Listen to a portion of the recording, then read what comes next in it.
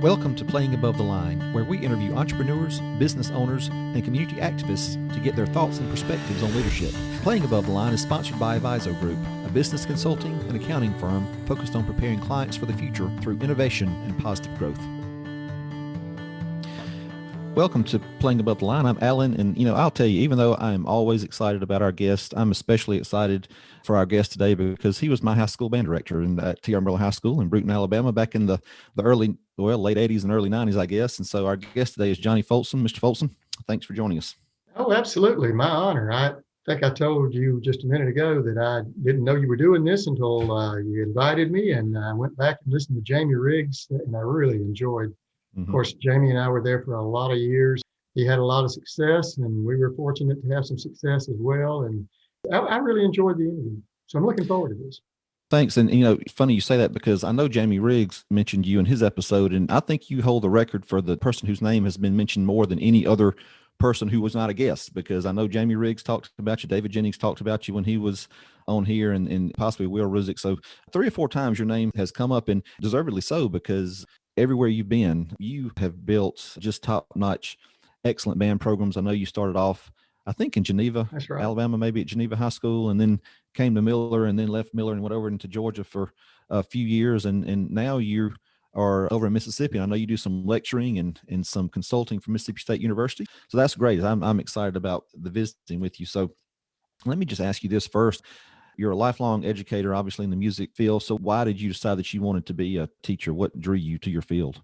Well, most people know that both my parents were educators. Daddy was my principal, which was a two-edged sword at some times. When folks got paddled or whatever, they came looking for me. And my mother was an English teacher. I was always good in English because of her, and she looked over everything I did, but I hated it until I had her. Yeah. She was my senior English teacher, and she made me love English all of a sudden. I thought, gosh. And I realized, wait a minute, it's her. I had some really good teachers, but she really loved it, and it came across. And I think that's probably, and of course, Daddy loved students too. And even though he's principal, he could go meet folks in the street that he taught 40 years ago and call them by name and tell them the phone number and the parents and all that kind of stuff. So I got a lot from that, but it's been a God thing. I'll tell you, it absolutely has. Every job I've had, I never interviewed for a job that I didn't get, and I never looked for a job. Mm-hmm. They came looking for me. It's just strange. Yeah. What do you think you picked up from them as far as maybe your leadership style or how you dealt with students through your career? Because you got I don't know, I'm struggling for a word here, but the secret sauce, because you were able to take a group of individuals with varying talent levels and probably, arguably varying commitment levels, and always put a product on the field or on the stage that was superb. And so I'm just interested to know, maybe what did you learn or pick up anything from them that you've used in your career to motivate and to inspire? Well, yeah, they cared about their students, and it was obvious. I remember being at homecoming when I was a kid, and students would come back and say, Miss Folsom, I'm so glad. I didn't like your class at first. I thought you were really hard on us, and now I'm in college, and I'm doing well, and a lot of my friends aren't, and it's because of you, and that kind of thing. And then my daddy was honored, gosh, probably about 10 years ago, I guess, at halftime of one of the games, and we were honored to be there. And I can't tell you how many people came up to me after that and told me things that I didn't even know about Daddy. So one of them, I'll give you an example. One boy said, I wouldn't have finished school if it hadn't been for your daddy. He said, I was missing school. My parents had gone through a divorce. I was not getting up and coming. And your daddy pulled in my best friend and said, why is he not here? And he said, well, he doesn't have an alarm clock, and his parents aren't there. And he said, well, listen, here's some money. Go get him an alarm clock, and you go pick him up every day from school. And I thought, wow.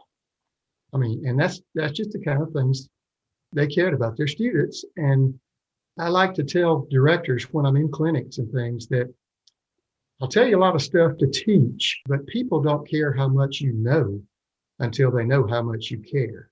And that's the way I try to live and teach. Yeah. I knew your parents not well, but I knew of them, of course. They lived in Flomaton, which is about 15, 20 minutes from Brewton, for years and years and years, and great folks, no doubt. So let's talk about your leadership style then. I mean, how would you describe how you've chosen to lead over the years?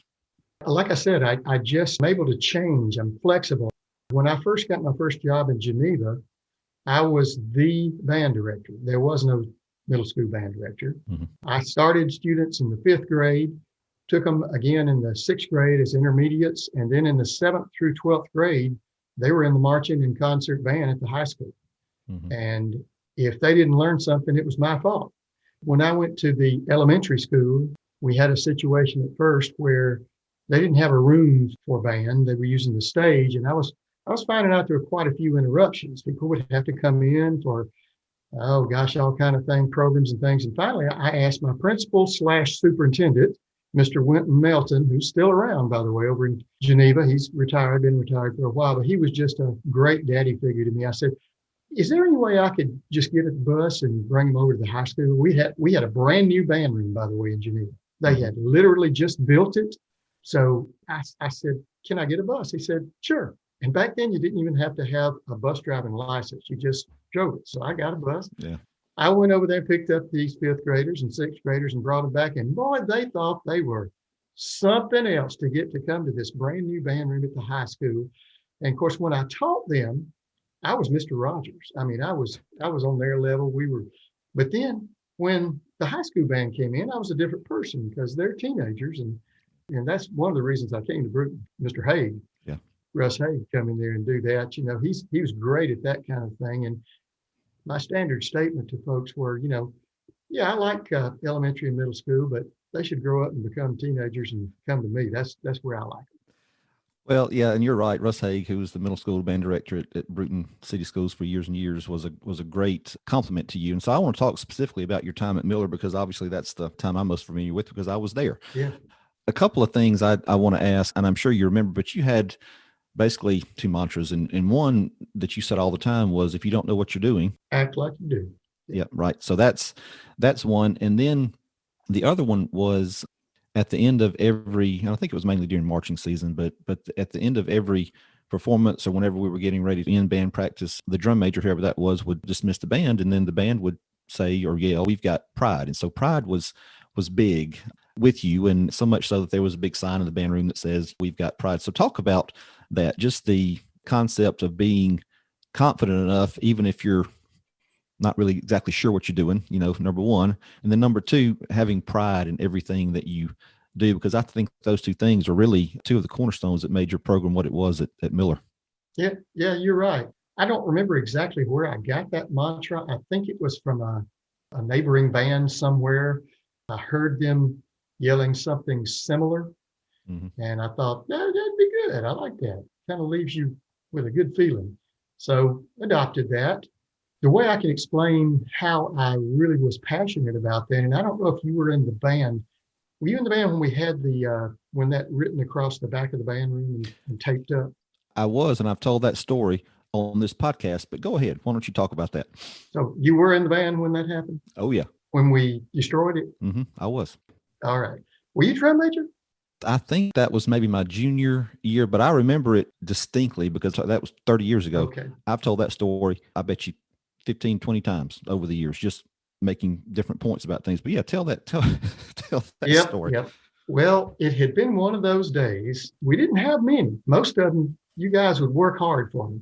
And I don't know if it was hot. I don't know if it was raining. I don't know if it was just everybody was in a bad mood. I don't know. But whatever it was, we did not have a good practice. I just said, get back in the band room. We're not going to say it because you ain't got it. Let's go. And we went back in the band room and sat down, and everybody was quiet. And I just decided there is no pride in this room. And I told whoever, I guess it was the drum major. I don't know who. I said, tear it down.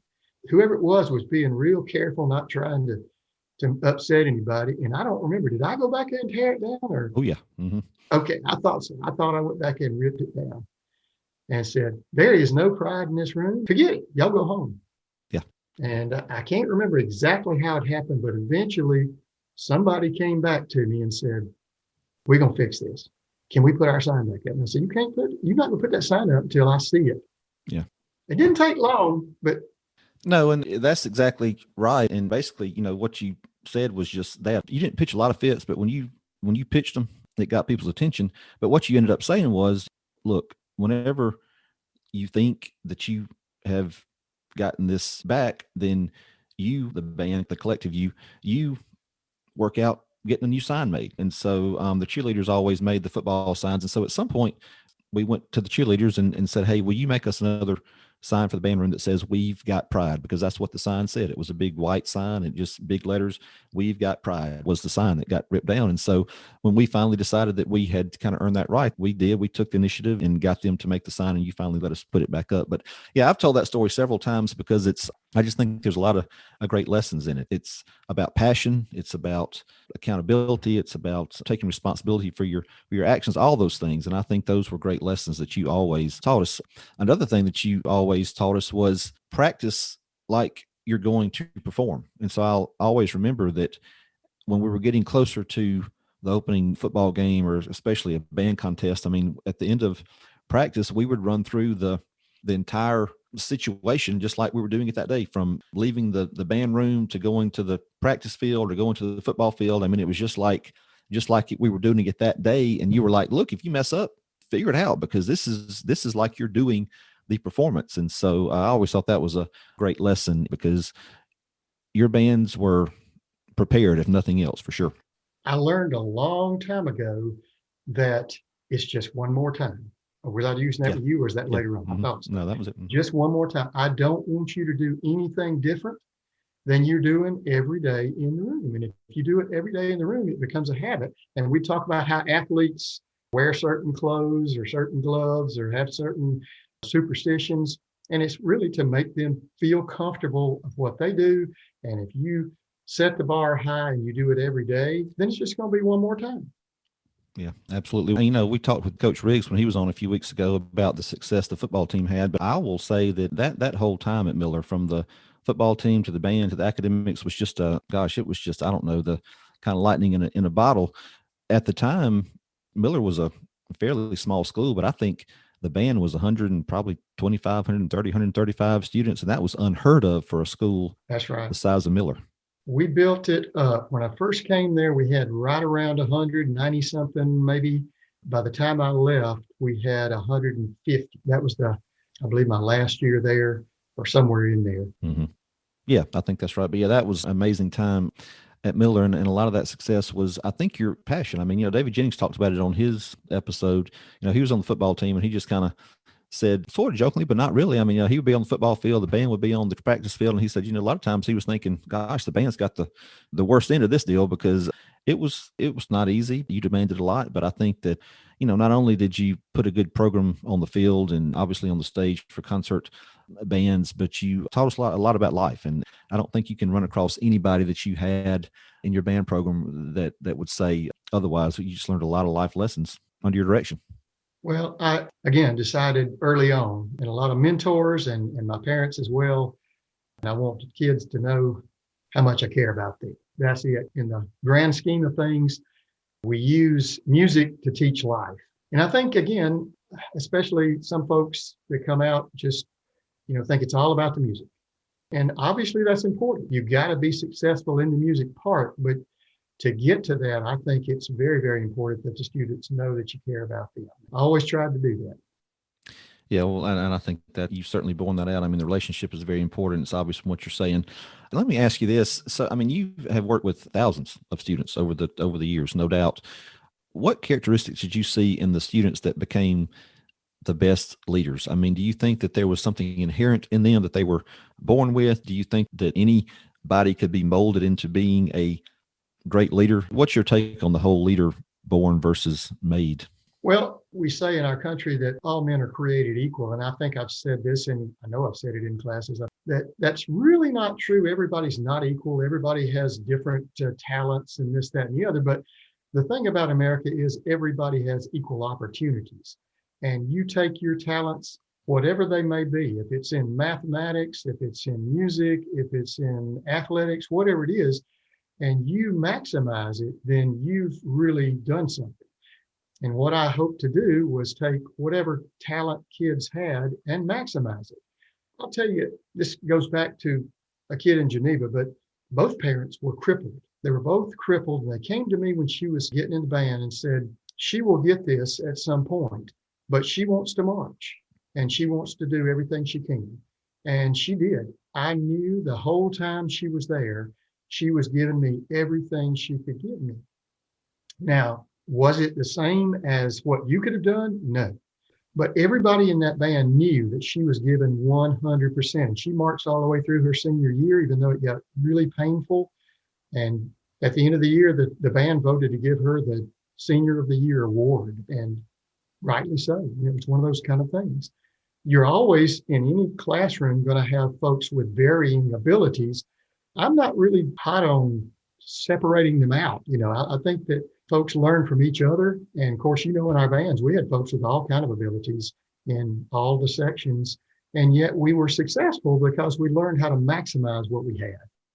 Yeah, no doubt. And I've said it before, I'll say it again. It was amazing that you could take the varying talent levels and even the attitudes and just all the things, socioeconomic backgrounds. I mean, all the things that go into making people who they are and kind of form their world view and whatnot, and make them such a cohesive, superb group. So that was always an amazing thing to me. Talk about Johnny Long. I know that he was the band director at Troy for years and years, and I would imagine probably one of your mentors. So talk about Dr. Long and what he taught you. Oh, absolutely. The first memory of him was when he did an honor band for Escambia County back when I was, I guess, a senior in high school, and maybe even younger than that. I don't remember. But my parents had him to the house for supper. And he could eat and talk faster and more. He cleaned his plate while he was talking. It was just amazing. And if you ever met Dr. Long, he would talk to you. You didn't do a whole lot of talking. You did a lot of listening. But he was a great director and mentor, and lots of the things that any of us that had him, they stuck with us. And he was one of those kind of guys that would do anything for you. If he needed to talk to somebody, if he needed to get you a job, whatever, he was that kind of guy, and you knew you could count on him. But he was a great musician. He had a great record in the high school ranks back when he was at Robert E. Lee in Montgomery, and then when they brought him to Troy, and all through that time. But I can't say enough about him. He came down, he worked my bands, he's guest conducted for me, he's done all kind of things. And of course, he passed away right to the end. Wherever, I'd be judging at Troy, he'd sneak up behind me and tell me what a great guy I was and all this kind of stuff. It's just one of the best. Yeah, that's great. He was a great guy. Do you still direct from memory whenever you do? I do. Concert? I do. Yes. In fact, I was going to say, that's one of the things that as I was a young director, I think it was in my third year directing, and I had my first student in All-State, and it was at Auburn University. I remember this, in the big Coliseum. And I remember this director comes in. His name was Colonel Arnold Gabriel. He was, at the time, the leader of the U.S. Air Force Band, most prestigious band, most people would say, of all the military bands. And when he walked out, there was a music stand there, and he told the people to take it away. And I said, what? And he starts directing a very hard piece of music from memory and stopping and going, trumpets in measure 32, second beat, that was an F sharp, not an F natural. And things like that over and over. And I was like, what the heck? And I went out and started talking to my colleagues, and they said, yeah, he's going to give a clinic tomorrow on directing. So guess who was front row? I was right there front and center. And I still remember him coming in saying, you directors, if I was in your band and you walked into rehearsal and opened a score, I would walk out. I would be insulted. And I thought, this guy's out of his ever living mind. But I listened to his clinic. I couldn't get it out of my mind. And this was back again, I was over in Geneva, and I started stopping the band, and I'd go, hey, let's start back. Trumpets, is it letter A? Is that where we had this? Yeah, okay. I was not nearly as proficient as him, but I could kind of know where we were in the music and that kind of stuff. So the night before we were going to go to contest, I took my stand and put it aside, and the band looks at me and like, what? And I go, I may be crazy, but we're going to try this. So I directed it, and I got through the march. A march, you can just start the march and the band can play it. It's not a big deal. The second number was a lyrical number, very, very easy to memorize. The third piece was Francis Macbeth's Chant and Jubilo, which I played again at Miller before your time, but I posted it. By the way, have y'all found the T.R. Miller Band Facebook page? Oh, yeah. Mm-hmm. I've listened to a lot of those. That's great. Yeah. I'm trying to put more and more of that stuff up there. But anyway, when I get to the part where there's a mixed meter thing and there's a grand pause, I missed it and messed up the band. I went home, could not sleep that night, got up the next day, drove the lead bus to the contest, got off, went to the restroom and threw up and decided, am I going to do this or not? And I decided I was going to do it. I did it and never looked back. And from that day on, right on through my college times at ABAC, I have never used a piece of music to conduct. Now, not like him. I couldn't do it in rehearsal, but by the time we got to the concerts, I was doing it from memory. And Betty Ann will tell you that a lot of that was done traveling. When I say you drive, I'm listening, and I put it on, a recording of it, and I'm backing it up and back, and she's sick of it by the time I'm playing. No doubt. That was always amazing to me. But I think that, the overriding lesson to me was you demanded excellence, but also from yourself. And I think the epitome of that was that you never directed from a score at a contest or a concert, which I think is amazing. Well, I found out that when I started doing that, the band was looking up a lot more. If the director's looking down, then everybody else is looking down. But I'm looking up the whole time. And pretty much early on, you'll find your smarter, sharper students doing it, and you can point them out, and that'll usually pick up some others. And then you kind of use the shame factor, all right, try to about every 4 measures or so look up at me, and all of a sudden people are realizing, hey, you're cueing me to come in here. You're wanting a little more there. You want a little less there, and we're playing better. And yeah, it gets to be fun when you do that kind of stuff. You realize the band plays better, and yeah. No doubt. Well, you have obviously done a lot in the music profession and very passionate. There's no doubt about that. But do you have you ever had a problem turning the work and educator switch off and turning the husband and father switch on? Because I would imagine that, especially in high school days when you've got marching season and contests and concerts and all those things, that it could be pretty easy to kind of become absorbed in that. But I mean, what about work-life balance? Have you ever had an issue with that, or how do you keep that in check? I have not, and I must credit that to my parents. Daddy was a principal, all the extra things he had to do. And Mama was an English teacher, and she was also the librarian and was over the annual staff and all that kind of stuff. They were all both busy, but they never brought that home. They were always there when they could be, and Daddy would get out and play ball with us or do things that were fun. And Mom was always having the supper on the table, and we were eating together and all those kind of things. And I just grew up with that, I guess, and decided that that's the way I was going to be. I remember when Amy was born, it was right there in the summer times. I could get to know her pretty good, but then pretty quick it was band camp, and I'd come home and we'd roll around on the floor. And then Kelly came along, and they'll tell you, they were with me on my hip, marching down with parades sometimes when they were too young to walk along. And I'll tell you too, to reinforce it, while I was at Miller, in 89 to 91 is when it was supposed to be. I was president of the Alabama Bandmasters. That was a big honor to be elected to that. Actually, I was supposed to serve 2 terms as vice president under Ted Galloway, who was at Vestavia Hills. And I got a call from Ski Winter, a good band director friend of mine that some of my folks may remember. He was at Daleville for a good while we were there and competed against him. And anyway, Ski calls and he says, you got to get up here it was at the University of Alabama at this time where the first part of the state contest was. You got to get up here. Ted's had a heart attack. Gosh. And I said, well, let me see what I can do here. He said, no, I don't understand. You got to get up here now. We've got to have you up here running. So I had to run in and tell the secretary and the principal, I've got to get to Tuscaloosa, and ran up there to handle all that kind of stuff. And so basically I ended up doing a year and a half of his term in addition. So almost 4 years of time. And during that time, we realized that we needed an executive director for the ABA. And so we were smart enough to hire Bodie Hinton. I bet you don't know that name, but Bodie Hinton was a former retired director at Auburn University. And he was a well-respected guy, judged all over the South, and just respected everywhere. And so he took over as the executive secretary with me. And he used to just really help me keep things in perspective. And he would say, Johnny, remember, don't forget your family. That's the most important thing. He had a lake house on Lake Martin, and he'd call up and say, why don't you come up here and use our lake house? Bring your family up and things like that, just to help me because he knew we didn't have a lot of money back then and that kind of stuff. Yeah. Yeah. Yeah. No doubt. Very important to keep that perspective for sure. Yes. So as we wrap up, I mean, you mentioned Amy and Kelly, both of them marched at Auburn University, were majorettes, and your eldest daughter, Amy, is married to one of their band directors at Mississippi State. And so music has played a huge part in your family, no doubt. But when you think about Amy and Kelly, and when they think about Dad, what's the one thing that you would hope that they would say about Johnny Folsom whenever someone asked them, tell me about what your dad taught you?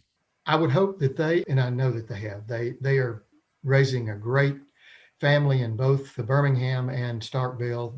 They put God first. And that's what I saw my parents do. Every time the doors were open, we were there for church.